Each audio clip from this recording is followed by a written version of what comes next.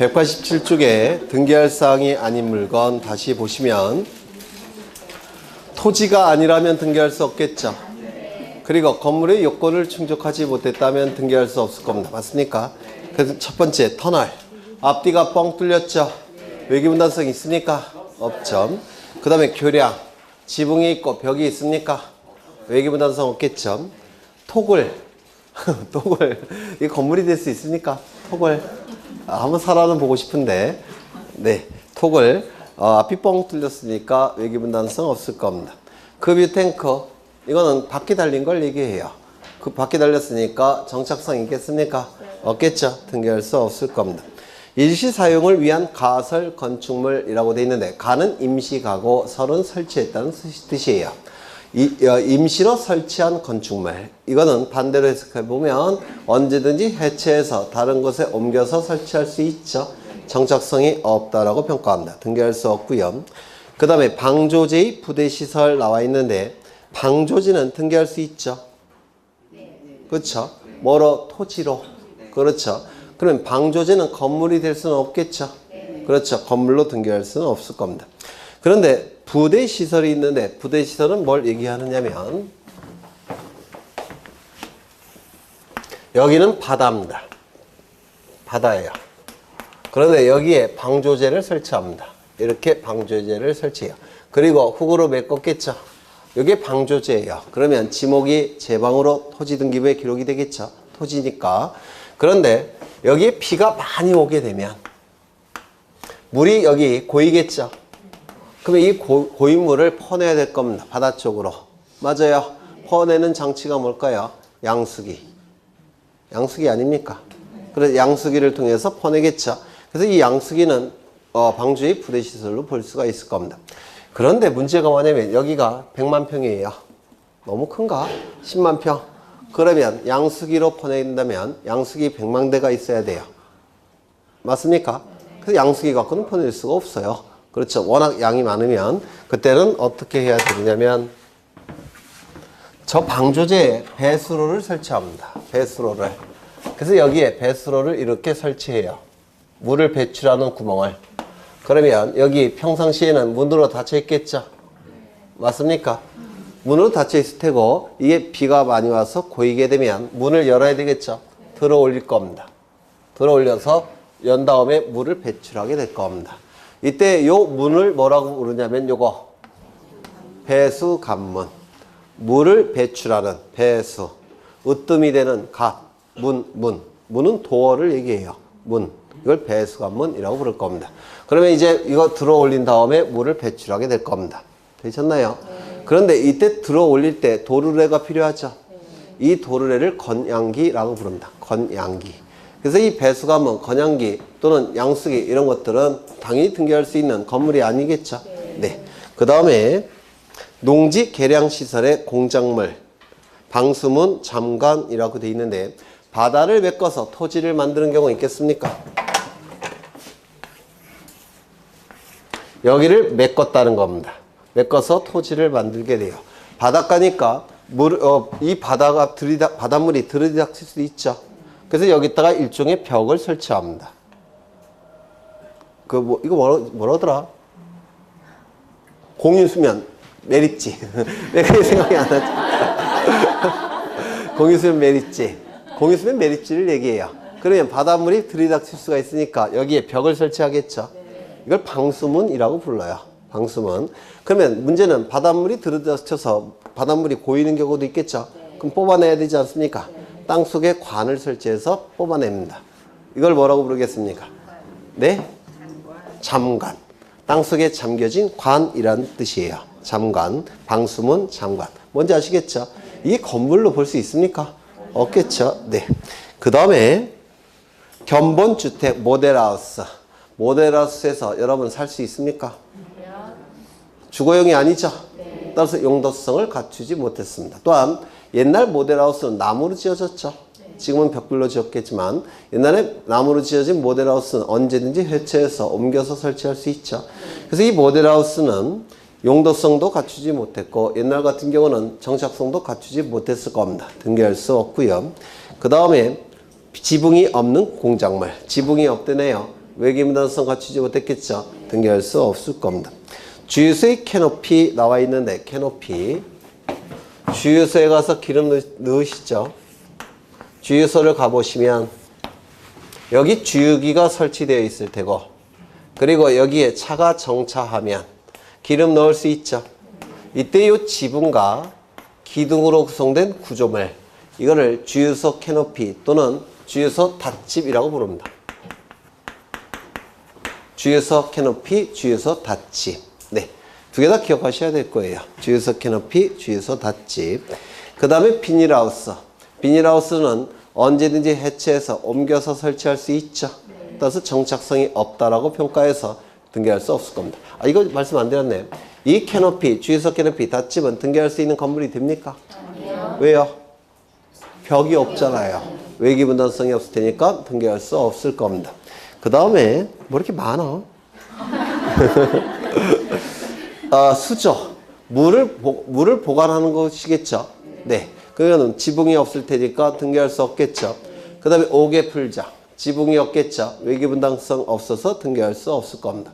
양어장 동그라미 치시고 별표 치십니다. 법무사 시험에 한번 나왔는데요. 양어장은 지붕이 없겠죠. 따라서 등기할 수 있는 건물은 되지 못할 겁니다. 문제는 양어장이라는 지목이 존재하죠. 그러면 토지로서 등기할 수 있겠습니까? 있을 겁니다. 그래서 이 제방과 양어장은 좀 유념하셔야 돼요. 제방과 양어장은 토지로서 등기는 가능합니다. 하지만 건물로서는 등기할 수가 없어요. 이때 이 양어장은 법무사 시험에 한번 출제가 됐으니까 기억해 두십니다. 그 다음에 이건 8번은 보셨고 9번 공작물 시설로 등록된 해상, 관광, 호텔용 선박 등기할 수 있을까요? 이거는 부동산이 아니죠. 동산이에요. 선박은. 선박을 민법에서 뭐라고 얘기합니까? 준부동산이라고 얘기하죠. 그 말은 부동산에 준한다라는 뜻이에요. 왜? 고가라서. 부동산에 준할 뿐이지 부동산은 아닙니다. 이는 동산이에요. 움직이니까. 그리고 선박등기부가 있죠. 그런데 선박등기부는 부동산 등기부 안에 들어갑니까? 안 들어가죠. 부동산 등기부는 두 가지만 있습니다. 뭐가 있습니까? 건물등기부, 토지등기부. 선박등기부는 부동산 등기부가 아니에요. 동산등기부입니다. 그 다음에 뭐가 있나 또? 구분건물의 구조상 공용부분. 그 다음에 그 밑에 지하상가나 시장건물의 통로, 복도, 계단, 공중화장실. 공중화장실. 이건 전부 다 구조 자체가 공동으로 사용하게끔 만들어진 부분이죠. 따라서 거기 나와 있는 10번과 11번은 구조상 공용 부분이에요. 표제부 있습니까? 없죠. 갑구 있습니까? 없죠. 을구 있습니까? 없죠. 등기 불가능할 겁니다. 건물의 승강기, 발전시설, 보일러시설 이런 것들은 구조 자체가 공동으로 사용하게끔 만들어진 부분이죠. 구조상 공용 부분이에요. 그래서 10번, 11번, 12번 전부 다 구조상 공용 부분입니다. 등기가 불가능할 겁니다. 맞습니까? 그렇죠. 그래서 이런 것들은 외우셔봤자 의미가 없고요. 하나씩 따져보는 겁니다. 처음에는 힘드시겠지만 따져보면 굉장히 쉬워져요. 이게 오히려 문제 풀 때는 훨씬 유리하실 겁니다. 넘기겠습니다. 그 다음에 3번을 보시면 집합건물의 구조상 공용 부분은 등기할 수 있습니까? 없습니까? 없다고 했죠. 표제부도 없고 갑구도 없고 을구도 없다고 했죠. 다만 규약성 공용 부분은 표제부는 존재하니까 표제부 등기는 가능합니까? 네. 가능할 겁니다. 그 다음에 축사의 부동산 등기에 관한 특례법 나와 있는데요. 축사는 재산적 가치가 있습니까? 축사가 뭐냐면 소의 집이에요. 소의 집. 재산적 가치 있습니까? 네. 있다고 봐야 돼요. 그러면 등기할 수 있는 건물이 될 수 있는지가 문제가 되는데 첫 번째, 정착성이 있을까요? 네. 있겠죠. 두 번째, 용도성 갖췄겠습니까? 네. 그렇죠. 소가 사는 곳이니까 용도성 갖췄겠죠. 네. 세 번째, 외기분단성 있을까요? 없을까요? 없어요. 외기분단성은 없습니다. 그래서 개방형 축사라는 표현을 쓰는 겁니다. 주짓줄에. 그러면 왜 개방을 시켜야 되느냐면 이게 외기분단성을 갖추게 되면 소가 죽는데요. 병 걸려서. 그래서 통풍이 자유로워야 됩니다. 축소는. 그러면 축사는 재산적 가치가 있기 때문에 등기가 가능해야 되는데 등기가 되기 위해서는 정착성, 외기분단성, 용도성을 갖춰야 됩니다. 근데 외기분단성을 갖추게 되면 소들이 죽어나가기 때문에 외계분단성을 갖출 수가 없어요. 맞아요. 따라서 특례법을 만들어서 축사만큼은 외계분단성이 필요 없다라고 법에 규정을 둔 겁니다. 이거 이해가 되십니까? 그렇죠. 그래서 이 축사는 등기가 가능해요. 외계분단성이 없어도 특례법에 의해서 외계분단성을 처음부터 갖출 수가 없습니다. 아니 축사인데 소가 죽어나가면 거기 소가 어떻게 살겠습니까? 그렇겠죠. 네, 그런 뜻이 들어가 있고요. 한 번 출제가 된 적이 있습니다. 이제 어디를 보시느냐면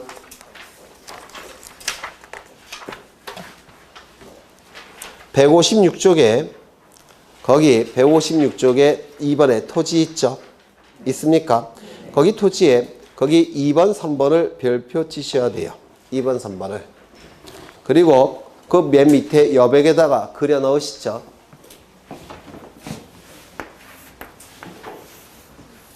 민법등기법 양쪽에서 출제 영수입니다.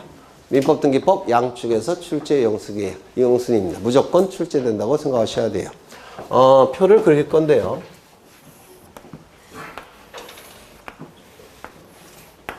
여기는 부동산 자체의 일부. 부동산 자체의 일부는 부동산이 이렇게 있을 때 그 일부를 얘기합니다. 부동산 자체의 일부. 그 다음에 아래쪽은 부동산 권리의 일부.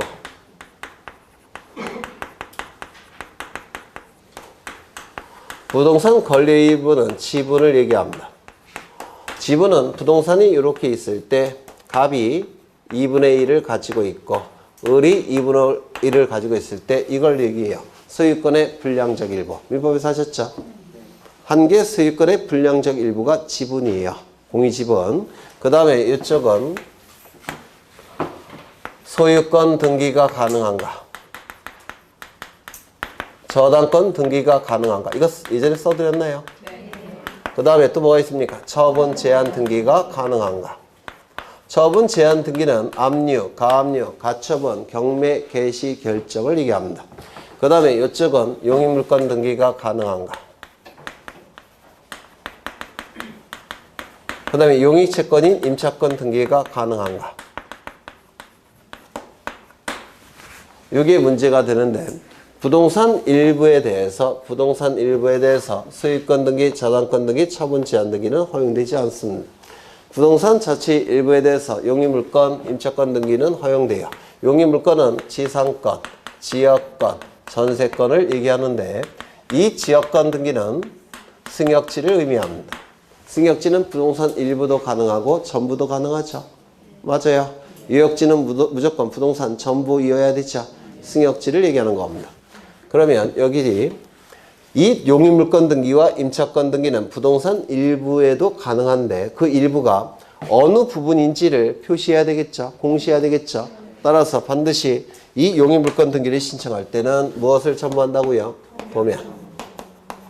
도면을 첨부한다라고 했습니다. 그 다음에 권리 일부에 대해서 소유권 등기, 저당권 등기, 처분 제한 등기는 허용됩니까? 허용될 때고 이건 허용되지 않는다고 했죠. 그러면 이거를 이제 이해를 하셔야 돼요. 이해를. 외우셔봤자 헷갈리니까 이해를 하십니다. 먼저 요거를 설명하겠습니다. 부동산 일부에 대해서는 소유권 등기, 저당권 등기, 처분 제한 등기는 허용되지 않습니다.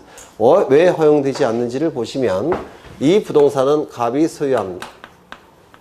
이 부동산에 대해서 을과 갑은 이 부분에 대해서 일부에 대해서 매매계약 체결할 수 있습니까? 네. 없어요. 누가 그래요? 분명히 미법 선생님은 아니실 테고 누가 그렇습니까? 일부에 대한 매매계약은 체결이 가능합니다. 사적자치 원칙상. 여러분 나중에 민법책 보시면 담보책임 있습니까? 거기에 나와요. 일부 매매, 담보책임. 일부 매매에 대한 담보책임. 그래서 부동산 일부에 대한 매매계약 체결은 가능합니다. 사적자치 원칙상 가능해요. 그렇다면 을이 소유권을 취득하기 위해서는 일부 소유권 이전 등기해야 되겠죠. 그러면 일부 소유권 이전 등기를 해서 을이 소유권을 취득한다면 이 부분은 누가 소유합니까? 갑이. 이 부분은 을이 소유하겠죠.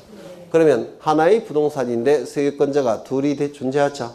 뭐에 반합니까? 일물 일권주의. 맞아요. 하나의 물건마다 물건은 하나만 있어야 되죠. 이 물건 중에서 대표자는 소유권자니까 하나의 물건마다 하나의 소유권만 있어야 됩니다. 이게 일물일권주의예요. 그런데 일부에 대한 소유권 이전 등기가 가능하다면 하나의 물건인데 소유자가 둘이 존재하죠. 일물일권주의에 반합니다. 따라서 일부에 대한 소유권 이전 등기는 우리 등기법이 알지 못합니다. 일물일권주의에 반하기 때문에 그래요. 이거는 가능해요. 사적자치 원칙상. 하지만 이거는 허용되지 않습니다. 되셨을까요? 그렇다면 이 일부는 소유권 이전 등기가 안 되니까 전부 소유권 이전 등기 해야 되겠죠. 전부 소유권 이전 등기 하기 위해선 어떻게 해야 됩니까? 쪼개야 됩니다. 이렇게 쪼개면 됩니다. 쪼개면 분할을 하게 되면 또는 분필을 하게 되면 이제 전부로 바뀌죠. 이제 등기가 가능할 겁니다. 되셨을까요? 네. 그래서 일부에 대한 소유권 이전 등기는 일물일권주의 원칙상 허용될 수가 없습니다. 되셨죠? 네. 여기 이러한 부동산이 있고 소유자가 갑입니다. 이 부동산은 시가가 100억짜리예요. 어차피 제 돈도 아니니까. 네, 100억짜리입니다. 그런데 갑은 을로부터 돈을 빌려요. 얼마를 빌렸느냐면 10억 원을 빌립니다. 그냥 안 빌려주겠죠. 담보를 요구할 겁니다. 그래서 갑은 을에게 담보로서 저당권을 설정하는데 문제는 10억을 빌려주고 100억짜리 담보물을 제공하면 담보가 너무 과잉이죠. 맞아요. 따라서 갑은 을에게 요 10억짜리 중에서 10억짜리 부동산에서 아니 100억이죠. 100억 중에서 10억 원에 해당되는 요 일부만 저당권을 설정해 줍니다. 그러면 을은 10억의 채권이 발생을 했을 테고 요 일부에 대해서 저당권 등기라고 저당권을 취득하게 될 겁니다. 되셨을까요?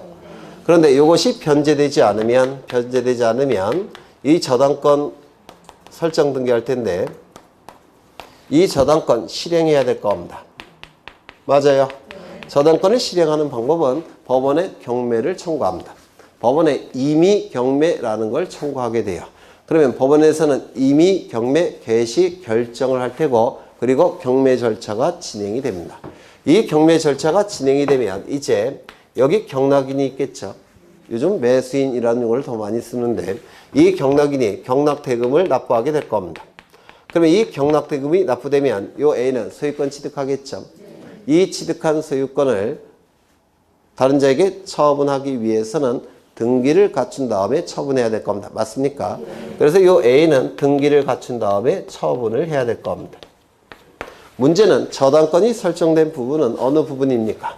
이 부분이죠. 그러면 경락인이 등기를 갖춰야 되는 부분은 이 부분입니다. 맞아요. 그런데 문제는 이 부분에 대한 등기가 가능합니까? 불가능합니까? 불가능해요.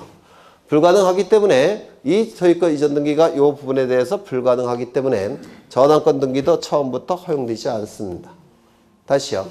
저당권이 설정이 된 다음에는 경락인 명의로 소유권 이전 등기가 뒤따라야 돼요. 그런데 부동산 일부에 대한 소유권 이전 등기가 허용되지 않기 때문에 부동산 일부에 대한 저당권 등기도 허용할 수가 없습니다. 요거 이해가 되실까요? 네. 되셨죠? 그 다음에 가압류 가처분, 처분 제한 등기. 이 가압류 여기에 저당권 등기가 아니라 가압류 등기가 되어 있다는 겁니다. 그러면 이 피담보 채권이 변제되지 않으면 가압류 채권자는 경매 절차로 넘깁니다. 똑같이. 다만 경매 절차의 이름이 저당권은 임의 경매 절차라고 했죠. 근데 가압류 채권자는 강제 경매 절차로 넘기는 겁니다. 그리고 경매 절차가 진행이 돼요. 그렇다면 이 부분에 대해서 가압류 등기가 되어 있다면 이 경락을 받은 자도 이 부분에 대한 소유권 이전 등기 해야 되죠. 문제는 한 필지 일부에 대한 소유권 이전 등기 허용됩니까? 안 됩니까? 안 되죠. 따라서 가압류 등기, 일부에 대한 가압류 등기 되겠습니까? 안 되겠습니까? 안 됩니다. 가압류 등기 다음에도 경락인 명의로 소유권 이전 등기가 뒤따라 나와요. 그렇다면 일부에 대한 소유권 이전 등기가 허용되지 않듯이 일부에 대한 가압류 등기도 허용할 수가 없습니다. 이거 되셨을까요? 그 다음에 여기에 가압류 등기가 아니라 가처분 등기가 되어 있다는 겁니다. 이 가처분 등기는 가처분 채권자는 어떻게 강제 집행하느냐면 가처분 채권자 스스로의 이름으로 등기를 뺏어오는 겁니다.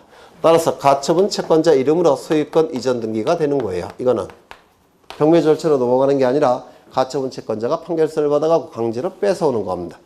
그러면 일부에 대한 소유권 이전 등기가 안 되니까 일부에 대한 가처분 등기도 되겠습니까? 안 되겠습니까? 안 되더라는 겁니다. 이거 이해가 되시나요? 그렇다면 조금 응용해보죠. 일부에 대한 소유권 이전 등기가 허용되지 않으니까 일부에 대한 소유권 이전에 가등기 허용될까요? 안 될까요? 당연히 안 되는 겁니다. 그래서 소유권 이전 등기가 뒤따라 나오는 등기들은 전부 다 일부에 대한 등기가 불가능해요. 이거 이해가 되실까요? 그래서 부동산 일부에 대한 소유권 등기, 저당권 등기, 그 다음에 가압류 가처분, 경매 개시 결정 등기 이런 것들은 허용되지가 않습니다. 일물일권주의 원칙상. 이거 이해가 되실까요? 되셨죠? 그러면 하나의 물건에 대해서 하나의 물건이 있다는 것이 일물일권주의죠. 맞아요. 그러면 하나의 물건은 일부에 대해서 물건이 인정이 된다면 이건 일물일권주의의 예외겠네요.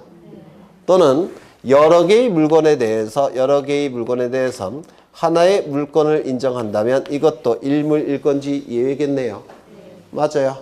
그럼 일물일권주의 예외는 허용되지 않습니까? 예외도 인정이 돼요. 일물일권주의 예외도 예외적으로 허용이 됩니다. 언제 허용이 되냐면 일정한 요건을 구비해야 됩니다. 혹시 민법에서 들어보셨습니까? 일물일권주의 예외가 인정되기 위해서는 첫 번째, 일물일권주의 예외를 인정할 사회적 필요성이 있어야 됩니다.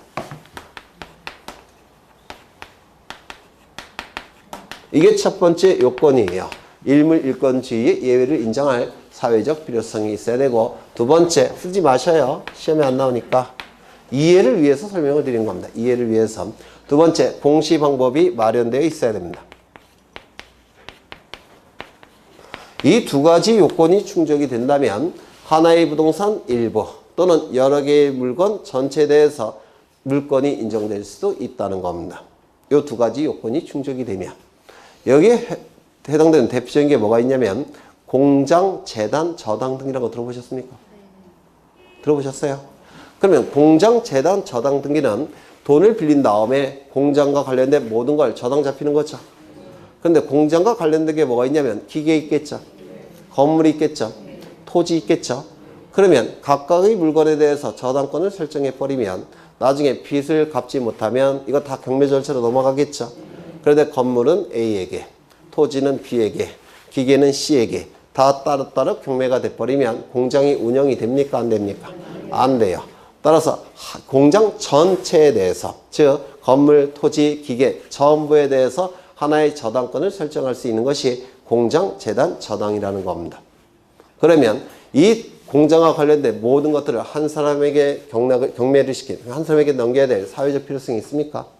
있죠. 그리고 공시 방법도 공장, 재단, 저당법에 의해서 마련되어 있어요. 그러면 이거는 일물일권주의 예외입니까? 예외가 된다는 겁니다. 사회적 필요성이 있고 공시 방법이 마련되어 있으면 일물일권주의 예외가 인정이 돼요. 하나 더. 50년대입니다. 1950년대. 무슨 일이 있었을까요? 50년대. 네? 6.25가 있었죠. 그리고 6.25 후에 뭐가 있었을까요? 여러분들이 들으시면 짜증나는 일이 있습니다. 민법이 만들어졌습니다. 59년대에 민법이 만들어졌어요. 그럼 민법을 만들 때 각종 권리에 관한 내용이 민법에 들어가겠죠. 근데 50년대에 무슨 일이 있었냐면 이 토지는 농토예요. 전이 될 수도 있고 답이 될 수도 있겠죠. 네, 농토입니다. 평수는 100만 평이에요. 아이고. 소유자는 누구냐면 갑입니다. 이 갑을 뭐라고 불렀을까요? 50년대. 지주. 그냥 지주인가요? 대지주. 그쵸. 대지주라고 불렀을 겁니다. 아이고, 전생에 무슨 짓을 했길래. 네. 지구를 구했겠죠. 네. 그래서 엄청난 부자인데요. 이때 을이라는 분도 계셨어요. 근데 이 양반은 빈농이에요. 땅은 없습니다. 근데 그 50년대도 그렇고 60년대도 그렇고 이렇게 가난한 분들은 꼭 가족이 많아요. 드라마 봐도 그렇죠. 네, 자식이 줄줄줄 달려있죠. 특이하게 부양해야 될 가족은 20명. 그러면 부양을 해야 되니까 먹고는 살아야 되죠. 농사를 지어야 됩니다. 농사를 지어야 되는데 문제는 토지가 없어요. 그러면 가서 빌려야 되겠죠. 근데 이 넓은 땅을 다 빌릴 수는 없습니다. 돈이 없으니까. 그리고 농사도 못 지을 겁니다.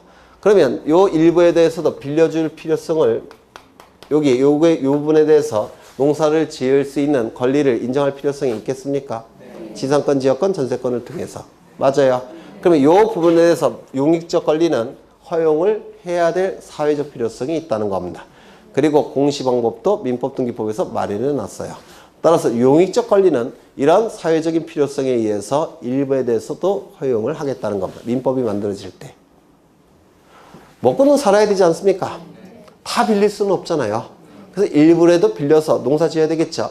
그래서 용익적 권리만큼은 부동산 일부에 대해서 용익적 권리를 인정할 사회적 필요성이 있다는 겁니다. 그리고 민법과 등기법에서 공시방법도 마련해 놨어요. 그러면 용익적 권리는 부동산 일부에 대해서 허용을 하겠다는 겁니다. 정책적 결단을 통해서. 이거 이해가 되실까요? 그래서 부동산 일부에 대한 용익물권 등기, 그 다음에 임차권 등기는 가능한 겁니다. 되셨을까요? 네. 이건 정책이에요. 그 다음에 권리 일부에 대해서, 즉 지분에 대해서 소유권 등기, 저당권 등기, 처분 제한 등기가 허용되는지가 문제가 되는데 이것 좀 보겠습니다. 이건 부동산인데 소유권을 누가 가지고 있냐면 갑, 을, 병, 정이 가지고 있습니다. 얼만큼 가지고 있냐면 4분의 1, 4분의 1, 4분의 1, 4분의 1 이렇게 가지고 있다는 겁니다. 이걸 뭐라고 부르냐면 공유지분이라고 부를 겁니다. 공유라는 표현은 공동소유라는 뜻이에요. 따라서 소유권에서만 공유라는 용어를 씁니다. 소유권이 아닌 권리는 공유라는 용어를 쓸 수가 없어요. 가등기 권리를 A, B, C가 가지고 있다면 가등기 권리를 공유한다. 맞는 지문입니까? 틀린 지문입니까? 틀린 지문이에요. 그럼 뭐라고 표현해야 됩니까? 민법 공부 열심히 해야 되겠죠. 네, 더 열심히 하셔요. 이걸 준공유한다 라고 얘기합니다. 공유는 소유권에서만 쓰는 용어예요. 그 다음에 소유권 이외의 권리는 앞에 준자를 붙여서 공유에 준한다. 준공유라고 부릅니다. 합의라는 용어도 있죠. 합의요. 합의 있습니까? 그렇죠. 합의도 소유권에서만 쓰는 용어입니다. 그러면 공유와 합의의 차이점은 뭡니까? 네? 맞아요.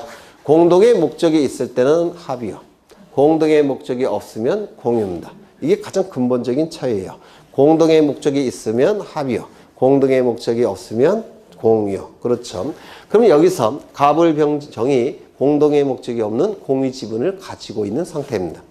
그러면 그 지분의 개념은 뭐냐면 이 부동산이 더 이상 쪼개질 수 없는 가장 작은 점들로 빽빽히 들어서 있을 때, 사람으로 치면 원자, 세포로 구성되어 있을 때 이 점들을 확대를 해보면 네 등분 되어 있고 이 점들은 이렇게 골고루 가지고 있다는 겁니다. 이게 지분의 개념입니다. 예전에 한번 설명드렸죠? 네. 서울대학교 양창수 교수의 논문집에 있는 거예요. 갑, 을, 병, 정. 모든 점들은 이렇게 나눠 갖는 겁니다. 확대를 해보면 모든 점들은 이게 공유의 개념입니다. 똑같이 4등분해서 같이 나눠 갖는 겁니다. 이게 공유의 개념이에요. 만약에 3분의 1씩 가지고 있다면 이게 4칸이 아니라 3칸이 되겠죠. 100분의 1씩 가지고 있다면 4칸이 아니라 100칸이 될 겁니다. 맞습니까? 이게 공유의 개념입니다. 그렇다면 갑이 가지고 있는 이 공유지분은 부동산 특정 일부에만 있습니까? 전체에 있습니까? 전체에 있어요. 따라서 공유지분은 물건 전체 효력이 있을 수밖에 없습니다. 그래서 이 개념을 이해하시면 민법의 공유에 관한 내용이 굉장히 거의 대부분 다 해결돼요.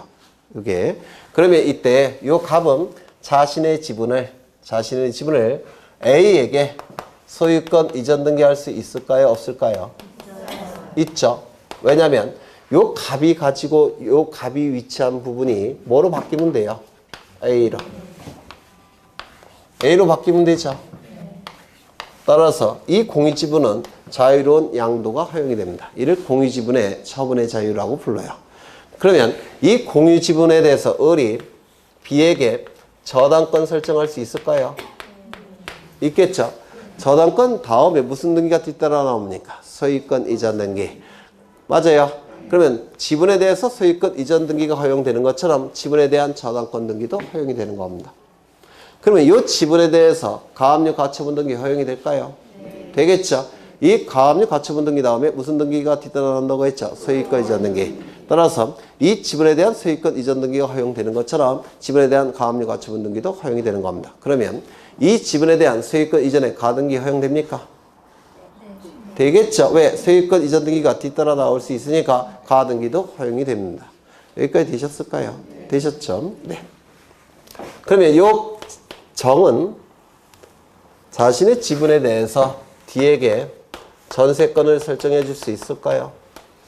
그러면 요 D는 전세권자로서 요 갑이 지분에 해당되는 부분을 사용 수익하겠죠. 그렇다면 요 D는 요 부분만 골라서 사용 수익해야죠.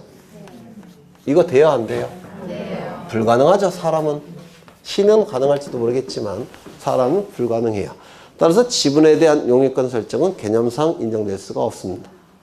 이거 이해가 되실까요? 요 부분만 사용하는 건 불가능하잖아요. 전체를 사용해야 되지. 따라서 지분에 대한 용익권 설정은 개념상 허용될 수가 없더라는 겁니다. 이건 될까요? 갑을병정이 공유자 전원이 C에게 전세권 설정할 수 있을까요? 이건 가능합니까? 그러면 C는 모든 부분을 다 사용할 수 있죠.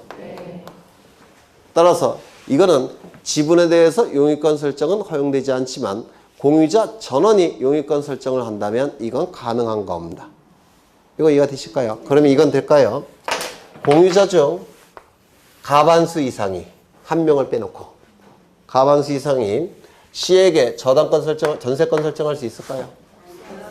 없겠죠. 당연히. 그러면 C는 요 정의 부분, 요거를 빼놓고 사용 수익해야 되는데 이게 가능합니까? 불가능해요. 따라서 이 지분에 대한 용익권 설정은 전원만 가능한 것이고 한 명이라도 빠지면 허용될 수가 없습니다. 요거 이해가 되실까요? 그래서 지분에 대한 소유권 등기, 저당권 등기, 처분 제한 등기, 소유권 이전의 가등기는 가능하지만 지분에 대한 용익권 설정은 허용될 수 없다는 겁니다. 되셨을까요? 그럼 저거 나오면 다 맞힐 수 있을까요? 네, 꼭 기억하셔야 돼요. 민법, 등기법 양쪽에서 출제 양수입니다. 등기법만 아니라 민법에서도. 네.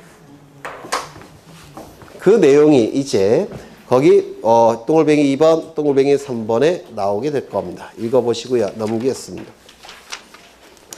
그 다음에 쭉 넘기셔서 다 민법과 겹치는 부분이죠. 이제 어디를 보실 거냐면 163쪽을 보십니다. 주등기, 독립등기와 부기등기로 나누고 있죠. 이것도 요즘 최근에 시험이 아주 잘 나와요. 거의 매해 출제가 되는데요. 옛날이 좋았던 것 같은데 자꾸 지워야 되네.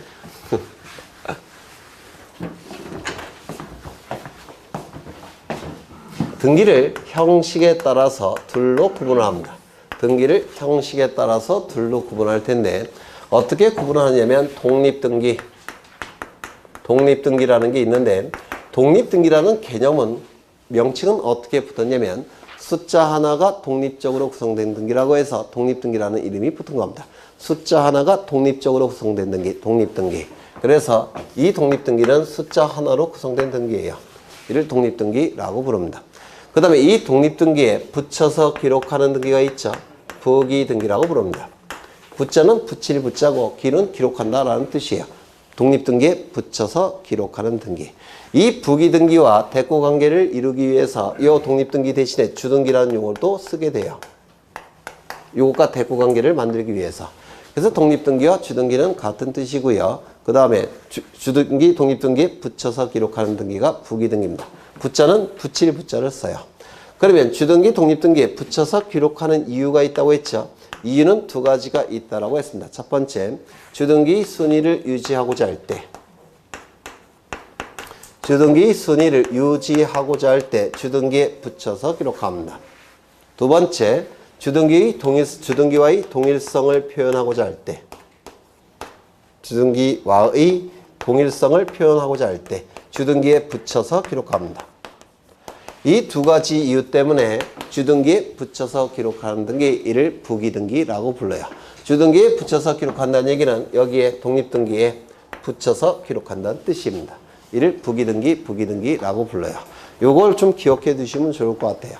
주등기 순위를 유지하고 싶을 때 주등기에 붙여서 기록하고 주등기와의 동일한 등기라는 것을 표현하고 싶을 때 주등기에 붙여서 기록하겠다는 겁니다. 이를 부기등기라고 불러요. 그렇다면 여기에 이러한 부동산이 존재합니다. 소유자는 갑이에요.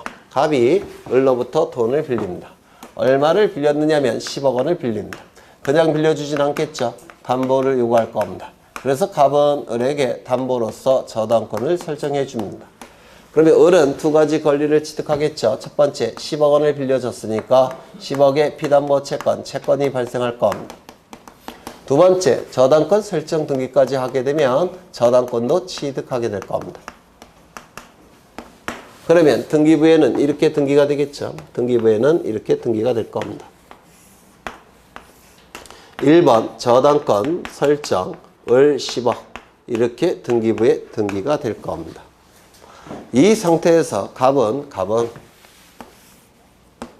이명복이라는 분으로부터 이명박이라고 예전엔 썼는데 좀 부담스럽더라고요. 동영상이 워낙 지금 난무하니까 부담스러워서 좀 바꿨습니다. 이명복으로부터 5억 원을 빌립니다. 그냥 빌려주지 않겠죠. 담보를 요구할 겁니다. 그래서 저당권을 설정해 줄 겁니다. 그러면 이 이명복 씨는 5억의 채권이 발생을 했을 테고 이를 담보하기 위한 저당권 설정 등기를 할 테고 저당권을 취득할 겁니다. 이건 첫 번째 이루어졌고 두 번째 이루어졌겠죠. 그래서 등기부에는 이렇게 기록이 될 거예요. 2번 저당권 설정 이명복 그 다음에 채권액은 5억이 기록이 될 겁니다.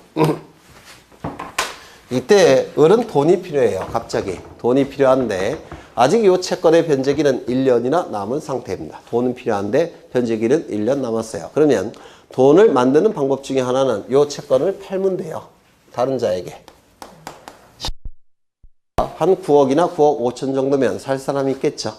그래서 이 채권을 팔면 됩니다. 이걸 뭐라고 부르냐면 채권양도라고 불러요. 그러면 채권이 양도가 됐으니까 10억의 채권은 누가 갖겠습니까? 병이 갖겠죠. 10억의 채권을 취득하게 될 겁니다. 이때 이 저당권도 이 채권에 수반돼서 따라가죠. 이를 저당권에 뭐라고 부릅니까? 수반성이라고 부르죠. 피담보 채권이 다른 자에게 넘어갈 때 저당권도 피담보 채권에 수반돼서 따라가는 성질이 있는데 이를 담보물권의 통유성 중에서 수반성이라고 부릅니다. 통유성 들어보셨죠? 저도 예전에 몇 번 얘기한 것 같은데 담보물권에 공통적으로 있는 성질, 통유성 뭐가 있습니까? 수반성, 부종성, 또요 물상대위성, 또 불가분성, 또 보통 여기까지는 다 알고 계셔요. 타물권성. 네, 타물권성은 보통 언급을 안 하시던데 타물권성은 뭐냐면 타인이 물건에 대해서만 저당권이 존재할 수 있다는 겁니다. 내 물건에 대해서는 저당권이 없다는 거예요. 이게 타물권성이라고 얘기합니다. 이렇게 통유성이라는 게 있어요. 그 중에 하나가 수반성. 그러면 저당권이 을에서 병으로 바뀌었죠. 주체의 변경은 무슨 등기 한다고 했죠? 이전 등기. 따라서 저당권 이전 등기를 하게 될 겁니다. 이건 몇 번째 이루어졌을까요? 을구에서 세 번째. 그렇죠. 그러면 여기에 3번, 1번 저당권이 이전되었음을 공시합니다. 병에게. 그리고 요 을은 채권과 저당권을 다 병에게 넘기고 이 법률관계에서 빠져나가겠죠. 맞아요. 법률관계에서 빠져나갈 겁니다. 모든 권리를 병에게 넘기고. 그렇죠. 이 상태에서 이 부동산이 경매로 넘어갔다는 겁니다. 경매로 갑의 소유에서 경락인 A에게 넘어갔다는 겁니다. 그러면 A는 경락대금을 다 낸 시점에 소유권 취득하겠죠. 그럼 이 경락대금으로부터 배당을 받아갈 겁니다. 이를 민법에서 우선 변제 받는다 이런 용어를 쓰게 됩니다. 되셨을까요? 이 배당을 받아가는 순서는 즉 우선 변제 받는 순서는 요 순서대로 우선 변제를 받는 겁니다. 문제는 요 을은 모든 권리를 병에게 넘기고 빠져나갔죠. 그러면 누가 먼저 배당을 받습니까? 이명복이. 그 다음에 병이 배당을 받아갈 겁니다. 그럼 여러분이 병이라고 한다면 20억 채권을 9억 원 주고 사겠습니까? 안 살 거예요. 그렇죠. 그러면 사도록 하기 위해서는 을의 순위를 병에게 유지시켜야 되겠다는 겁니다. 그 다음에 이명복이 먼저 배당을 받아가면 요 이명복은 2순위자라는 걸 전제로 해서 돈을 빌려줬겠죠. 근데 1순위로 배당을 받아가면 부당한 이득이 발생하는 겁니다.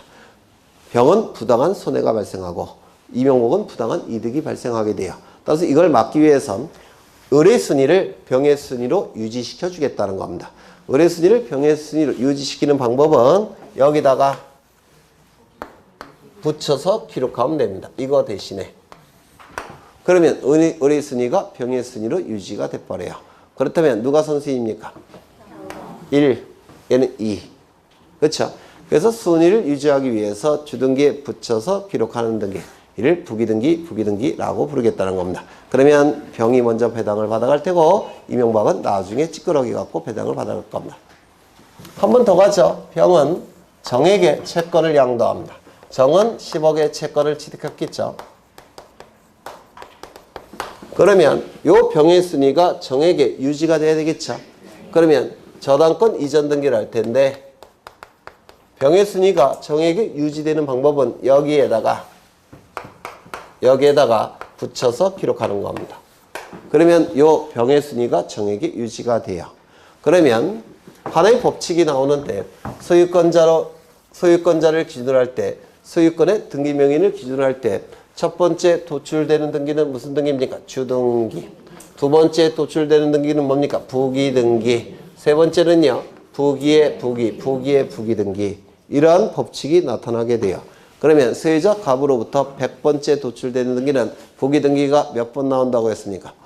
99번. 맞아요. 근데 보통은 여기까지 출제합니다. 부기의 부기까지. 소유자로부터 첫 번째 도출된 등기는 주등기, 두 번째는 부기등기, 세 번째는 부기의 부기등기. 요즘 기억해 두셔야 돼요. 되셨죠? 그 다음에 요 이명복은 꼭 남들이 자신의 명복을 비는 것 같아요. 그래서 이름을 바꾸고자 합니다. 뭐로? 이명길로. 그러면 이름을 바꾸는 등기를 뭐라고 부르냐면 등기명의인 표시변경 등기라고 불러요. 등기명의인의 표시사항은 이름, 주민번호, 주소인데 이름, 주민번호, 주소를 바꾸는 등기를 등기명의인 표시변경 등기라고 부릅니다. 이때 이명복 씨는 저당권의 등기명의인이 있죠. 따라서 이명복을 이명길로 바꾸는 등기를 저당권의 등기명의인 표시사항이 변경이 됐다고 해서 등기명의인 표시변경 등기라고 부릅니다. 그러면 이름이 이명복에서 이명길로 바뀌었다면 제대로 된 내용이 공시돼야 되니까 변경 등기해야 되겠죠. 그러면 이렇게 등기를 해야 될 겁니다. 2번에 저당권의 등기 명의인 표시 변경하겠다라고 공시한 다음에 이명길로 고쳐야 될 겁니다. 한 사람이 두 개의 이름을 가질 수는 없죠. 따라서 이거는 어떻게 할까요? 지워야 될 겁니다. 맞아요. 그러면 이때 이명복과 이명길은 같은 사람입니까? 다른 사람입니까? 같은 사람이죠. 같은 사람이라는 걸 표시해야 돼요. 같은 사람이라는 걸 표시하기 위해서는 여기다가 붙여서 기록해야 됩니다. 이것도 아까 어떻게 고쳤습니까? 이렇게 고쳤겠죠? 이게 무슨 등기라고요? 부기등기. 그렇지. 이게 동일성을 표현하고자 할 때 하는 부기등기가 될 겁니다. 되셨을까요? 그렇죠. 그러면 책을 좀 보시면 거기 164쪽을 보시면 부기등기로 하는 경우가 나열되어 있죠. 이거를 좀 보십니다. 그 밑에 토지 하필 등기 이거는 너무 어려워요. 아직 설명을 안 드린 부분이니까 이건 좀 빼겠습니다. 그 밑에 있는 것은 박스에 있는 것은 그러면 이제 52조의 내용을 보시면 돼요. 첫 번째 등기명인 표시변경 등기나 경정등기는 무슨 등기 할까요? 부기등기. 왜요? 동일성을 표현해야 되니까. 그렇죠. 같은 사람이라는 것을 표현해야 되니까 등기명인 표시변경 등기, 즉 이름이 바뀌는 등기, 주민번호 바뀌는 등기, 주소가 바뀌는 등기, 등기명인 표시변경 등기는 같은 사람이죠. 동일성을 표현해야 되니까 무슨 등기 한다고요? 부기등기. 두 번째 보시면 소유권 외의 권리의 이전 등기. 예를 들어서 전세권 이전 등기. 전세권 이전 등기는 소유자를 기준으로 할 때 몇 번째일까요? 소유자가 다른 자에게 전세권 설정해 주죠. 그럼 전세권 설정 등기는 소유자부터 첫 번째 아닙니까? 설정 등기는 주등기. 전세권자가 돈 받고 다른 자에게 전세권 넘기는 경우 있겠죠. 전세권 이전 등기. 소유자를 기준으로 할 때 몇 번째인가요? 두 번째. 따라서 무슨 등기? 부기 등기 아닙니까? 맞아요. 그 다음에 세 번째. 소유권 외의 권리를 목적으로 하는 권리에 관한 등기. 예를 들어서 전세권은 저당권 설정해 줄 수 있습니까? 네. 저당권의 종류는 세 가지가 있다고 했잖아요. 소유권 저당권, 전세권 저당권, 지상권 저당권. 처음 들으셔요? 그러면 전세권자가 다른 자에게 전세권에 대해서 저당권을 설정해 주면 소유자를 기준으로 할 때 몇 번째예요? 두 번째. 따라서 무슨 등기? 부기 등기. 부기 등기 아닙니까? 그렇죠. 그 다음에 네 번째를 보시면 소유권 외의 권리에 관한 처분 제한 등기. 이거를 잘 이해하셔야 되는데 소유권에 대한 가압류 가처분 등기는 갑구에 기록할까요? 을구에 기록할까요? 소유권과 관련된 등기는 전부 다 갑구라고 하지 않았습니까? 소유권에 대한 가압류 가처분 등기는 갑구입니까? 을구입니까? 갑구겠죠. 그러면 소유권에 대한 가압류 가처분 등기는 소유자를 기준으로 할 때 몇 번째 도출되는 등기일까요? 네? 아니 어려우셔요. 소유권에 대해서 채권자가 가압류 가처분 등기를 했다는 겁니다. 그럼 소유권에서 첫 번째 빠져나온 등기 아닙니까? 따라서 주등기예요, 부기등기예요? 네? 소유자로부터 첫 번째 도출되는 등기는 주등기 아닙니까? 소유자로부터 첫 번째 도출되는 등기 주등기, 두 번째는 부기등기, 세 번째는 부기. 그러면 소유권에 대한 가압류 가처분 등기는 소유권자로부터 첫 번째 나오는 거 아니에요? 맞죠? 주등기예요, 부기등기예요? 주등기 아닙니까? 그러면 소유권자가 다른 자에게 임차권을 설정해 줬습니다. 그럼 임차권 등기하겠죠? 임차권 등기는 주등기입니까? 부기등기입니까? 주등기겠죠? 그러면 임차인의 채권자가 임차권에 대해서 가압류 가처분 등기했습니다. 그러면 임차권에 대한 가압류 가처분 등기는 소유권자를 기준으로 할 때 몇 번째예요? 두 번째. 무슨 등기일까요? 부기등기. 그러면 임차권에 대한 가압류 가처분 등기니까 소유권에 관한 등기 아니죠? 갑구겠습니까? 을구겠습니까? 을구. 정리하죠. 소유권에 대한 가압류 가처분 등기는 소유권에 관한 등기니까 갑구. 소유권에 대한 등기니까 소유권자로부터 첫 번째 도출됐겠죠. 주등기. 소유권 이외의 권리에 대한 가압류 가처분 등기는 당연히 소유권 이외의 권리에 대한 등기니까 을구에 소유권자를 기준으로 할 때 몇 번째인가요? 두 번째. 따라서 무슨 등기? 부기 등기. 어려우셔요? 안 어려운 것 같은데.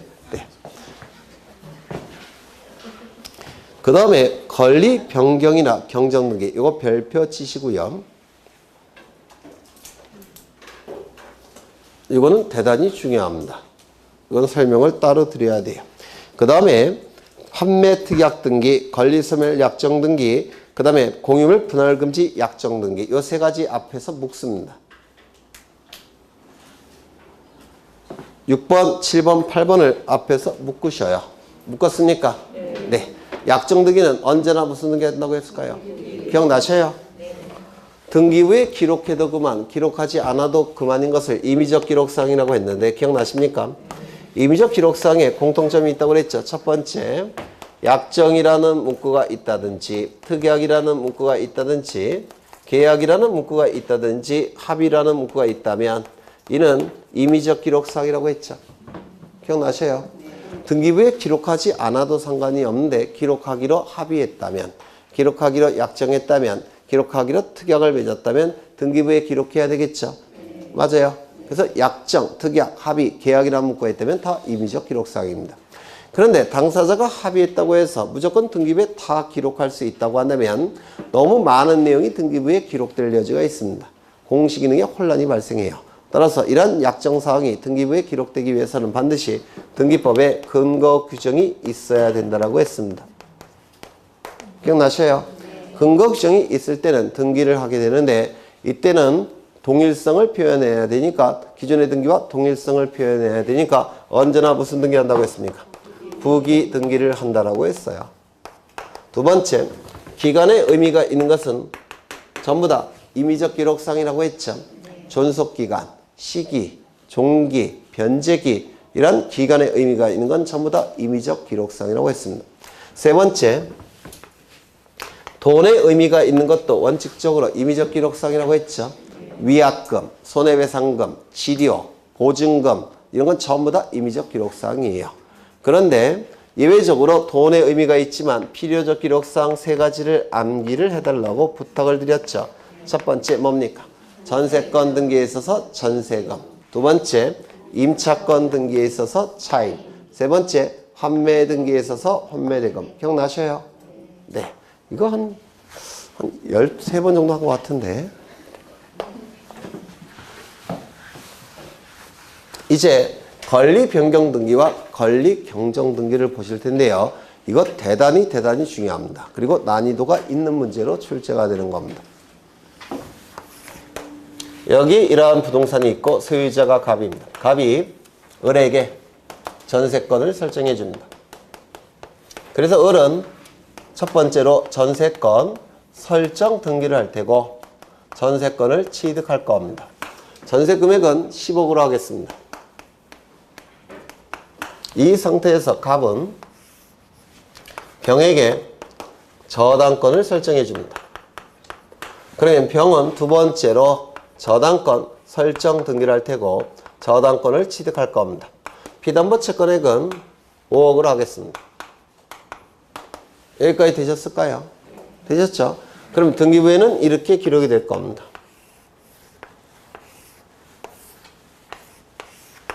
1번 전세권 설정 을 10억 2번 저당권 설정 병 5억 이렇게 등기부에 기록이 될 겁니다.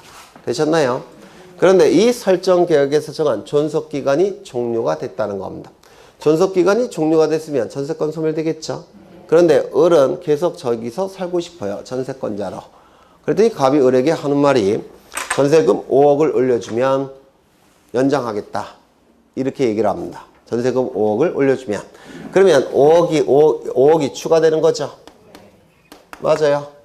그러면 전세권의 내용이 바뀌었으니까 이제 무슨 등기해야 되겠습니까? 전세권 변경 등기를 하게 될 겁니다. 여기까지 되셨을까요? 전세권의 내용인 전세금이 10억에서 15억으로 바뀌는 거 아닙니까? 그래서 전세권 변경 등기 해야 되겠죠. 그렇다면 요 추가되는 금액이 기존의 10억과 같은 순위가 유지가 된다면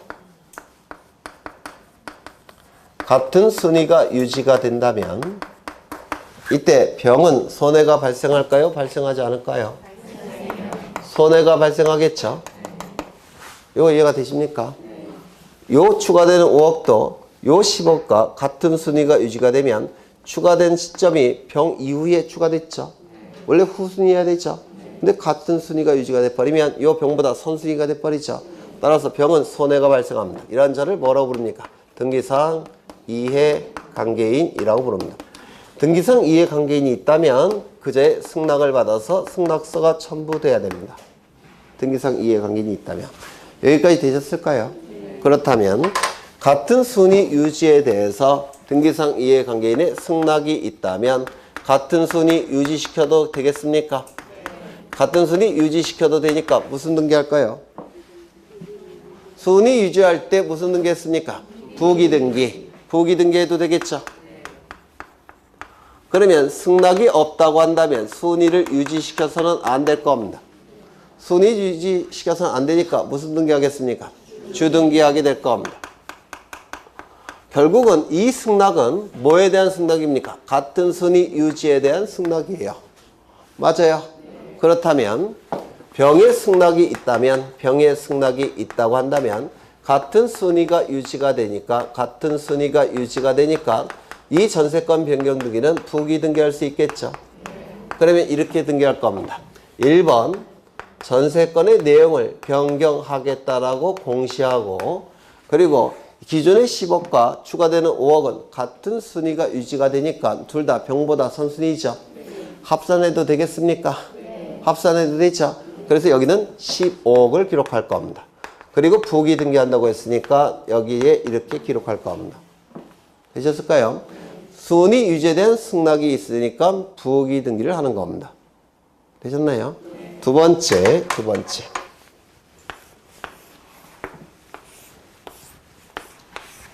1번 전세권 설정 을 10억 등기가 되어 있을 테고 2번 저당권 설정 병 5억 이렇게 되어 있을 겁니다. 그런데 이 같은 순위 유지에 대해서 병의 승낙이 없다면, 병의 승낙이 없다면 같은 순위 유지됩니까? 안 됩니까? 안 되겠죠. 이때는 무슨 등기합니까? 주등기. 따라서 1번 전세권을 변경하겠다라고 공시하고, 그리고 같은 순위 유지되지 않으니까 기존의 10억 원은 병보다 선순위, 추가되는 5억 원 병보다 후순위. 합산할 수 있습니까? 없겠죠. 따라서 여기는 얼마만 기록할까요? 5억. 그래서 10억 원은 병보다 선순위고 5억 원은 병보다 후순위죠. 그리고 무슨 등기 한다고 했습니까? 주등기. 이렇게 등기를 하게 될 겁니다. 그래서 지금 기억하셔야 될 건 이거예요. 승낙의 대상이 뭐라고요? 같은 순위 유지. 이걸 기억하시면 이게 나중에 좀 익숙해지시면 머릿속에서 알아서 움직일 겁니다. 그래서 이 권리 변경 등기나 권리 경정 등기는 등기상 이해관계인이 있다면 승낙이 있을 때는 순위 유지될 테니까 부기등기, 승낙이 없으면 순위 유지되지 않으니까 주등기. 소지가 유지가 된다면 기존의 금액과 추가되는 금액이 전부 다 등기상 이해관계인보다 선순위니까 합산합니다. 합산하니까 얼마예요? 15억. 그러면 이 10억 원을 내버려 두면 총 금액이 얼마가 돼버립니까? 25억이 돼버리죠. 따라서 이거는 지워줘야 돼요. 맞습니까? 이거는 기존의 금액은 선순위, 추가되는 금액은 후순위. 따라서 이거는 지울까요? 안 지울까요? 지워서는 안 될 겁니다. 되셨죠? 네. 그래서 이 권리 변경 등기나 권리 경정 등기는 시험에 대단히 잘 나오고 난이도가 상급의 문제로 나오는 겁니다. 좀 잘 이해하셨으면 좋겠어요. 그래서 거기 부기등기로 하는 경우 1번부터 9번 네, 좀 기억해 두셔야 합니다. 하나만 더. 표제부 등기는 언제나 무슨 등기? 주등기. 그거까지 기억하시면 돼요. 그러면 일단은 여기까지 보실 거고요. 다음 시간에 등기 효력을 보실 건데 이 등기 효력은 다 했던 거예요. 2월 달에. 다만 이 점유적 효력은 대단히 중요하고 시험과 관련해서 어렵기 때문에 다음 시간에 등기 효력에서 점유적 효력 위주로 공부를 하실 겁니다. 되셨을까요? 네. 이 등기법은 워낙 난이도가 높은 법이에요. 공법은 응시생의 평균 득점수가 30점대예요. 공법은. 부동산 공법은.